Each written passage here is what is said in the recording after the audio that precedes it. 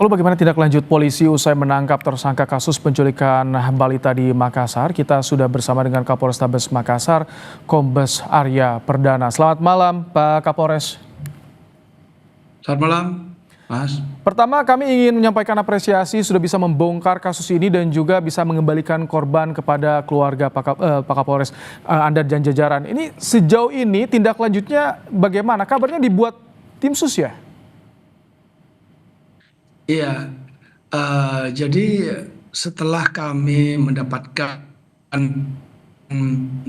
para pelaku, kan memang diakui ada yang sudah menjadi perantara.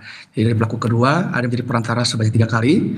Ada juga yang pelaku ketiga itu menyatakan bahwa sudah 9 kali menjual bayi dan 1 kali menjual anak. Nah, dari hasil keterangan pelaku yang kami dapat ini, kami berupaya untuk berkoordinasi dengan Bareskrim ya untuk melakukan penyelidikan lebih lanjut terkait dengan korban-korban lain atau tindak pidana yang sama tetapi masih belum terungkap dari keterangan dari para pelaku. Oleh karena itu kemarin kami sudah membuat tim sus ya bersama-sama dengan bekerja sama dengan pihak Bareskrim untuk mencari tahu apakah ada lagi kejahatan semacam ini yang terjadi atau mungkin belum dilaporkan atau mungkin memang ada yang belum terungkap, sehingga upaya ini kami lakukan agar penyidikan nanti ke depan bisa lebih. Temuan sementara bagaimana Pak Kapolres? Temuan sementara hasil tim sus? Hasil tim sus ya kami melihat ini ada kecenderungan bahwa jaringan TPPO ini itu tidak hanya di satu kota tetapi sudah lintas provinsi. Nah, yang kami dalami juga itu dari akun-akun Facebook. Ya, akun-akun Facebook ini memang mereka menawarkan jasa untuk adopsi. Nah, ini kami masih dalami lagi apakah itu terkait dengan pihak-pihak di luar negeri atau hanya di dalam negeri. Ini masih melakukan searching masalah itu. Sampai ada yang mengaku 9 kali melakukan penjualan anak dan juga bayi. Bagaimana dilakukan di medsos, tidak terjangkau patroli siber oleh polisi atau bagaimana ini bisa terjadi? Jadi kalau kita bicara masalah TPPO atau perdagangan orang gitu ya,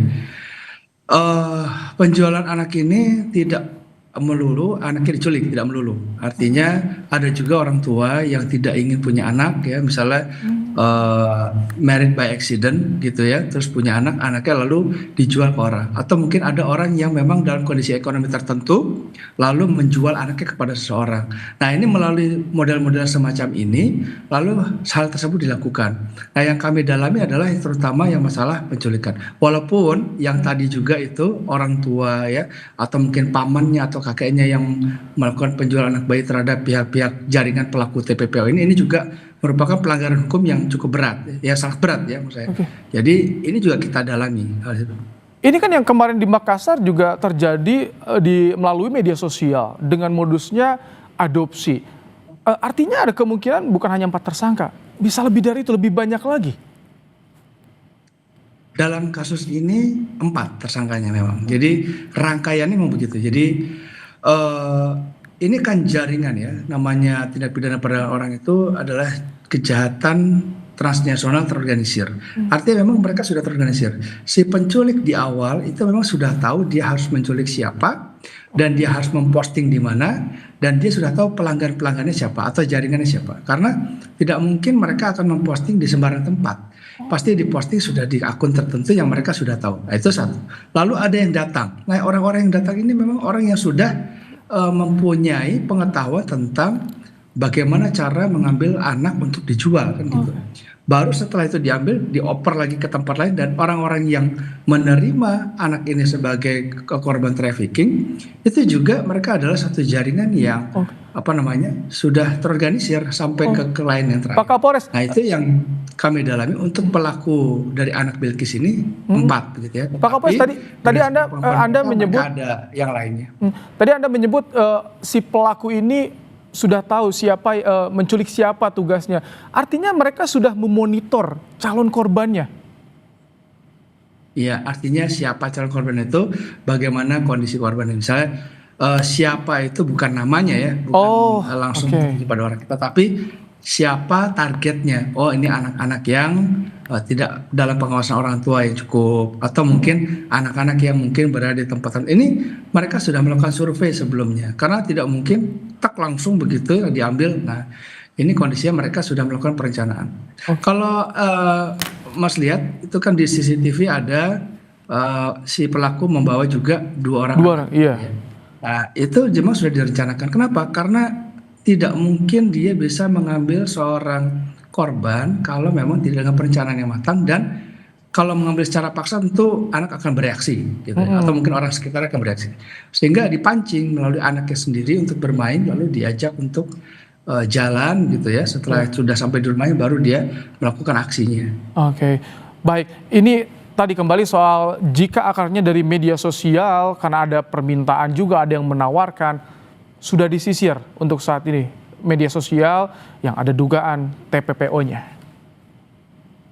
Ya, kami bekerja sama juga dengan Direktorat Cyber gitu ya, untuk melakukan penyisiran terhadap akun-akun yang berpotensi untuk melakukan penjualan orang, khususnya anak gitu ya, dengan modus-modus tertentu. Nah, ini kalau masalah perdagangan orang kan modusnya tidak hanya adopsi, tapi juga dengan modus-modus yang ada penipuan, ada juga yang dengan bujuk rayu, dengan pemaksaan. Itu modusnya banyak gitu ya. Tapi kami untuk patroli cybernya itu kami melakukan juga, tetapi memang terbatas karena kemampuannya, tetapi kerjasama dengan Direktorat Cyber. Oke, terakhir singkat, jadi untuk korban, berapa lagi korban yang saat ini diupayakan untuk bisa dikembalikan pada keluarganya? Apakah sudah ada catatannya, Pak Kapolres?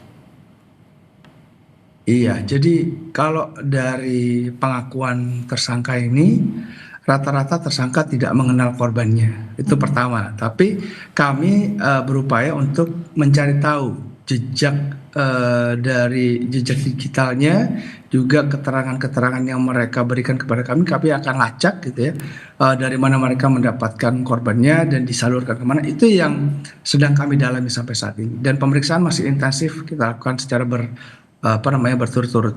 Baik, terima kasih Kapolrestabes Makassar, Kombes Arya Perdana telah menyampaikan informasi dan juga bergabung di program Kompas Malam hari ini.